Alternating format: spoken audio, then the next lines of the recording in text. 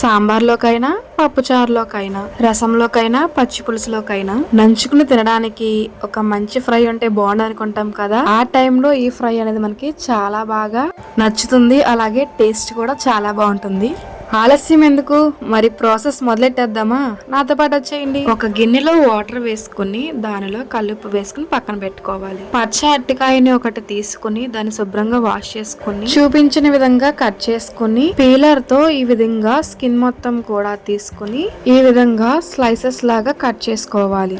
మరీ సన్నగా కాదు, అలాగని మరీ మందంగా కట్ చేసుకోకూడదు. ఈ విధంగా కట్ చేసుకుంటే మనకి సరిపోతుంది. ఈ స్లైసెస్ అన్ని కూడా సాల్ట్ వాటర్ లో వేసి ఒకసారి వాష్ చేసుకుని పక్కన పెట్టుకోవాలి. అరటికాయ ముక్కలు మ్యాగ్నేట్ చేసుకోవడం కోసం ఉప్పు, కారం, పసుపు, ధనియాలు, జీలకర్ర పొడి, అలాగే గరం మసాలాను కూడా వేసుకుని మొత్తం ఒకసారి మిక్స్ అయ్యేలా కలుపుకొని దీనిలో ఆయిల్ కూడా వేసుకుని ఒకసారి మొత్తం కలుపుకొని ముందుగా కట్ చేసి వాష్ చేసుకుని ఆరబెట్టుకున్న ఈ ముక్కల్ని కూడా వేసుకుని ఈ మసాలా మొత్తాన్ని కూడా ముక్కలకి పట్టించి ఒక 15 నిమిషాలు పక్కన పెట్టుకోవాలి.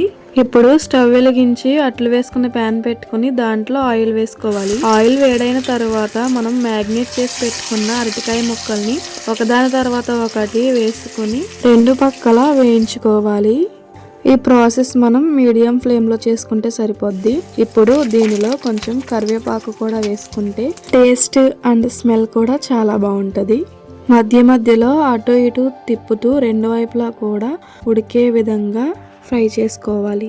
కొంచెం కొత్తిమీరతో గార్నిష్ చేసుకుంటే మన అరటికాయ ఫ్రై అనేది రెడీ అయిపోయింది. చూడటానికి ఫిష్ ఫ్రై లా అనిపించిన పక్కా వెజిటేరియన్ ఫ్రై. ఫ్రై టేస్ట్ చాలా బాగుంది. మీరు కూడా మీ ఇంట్లో తప్పకుండా ట్రై చేయండి. ఎలా వచ్చిందో కామెంట్ చేయండి. Thank you for watching.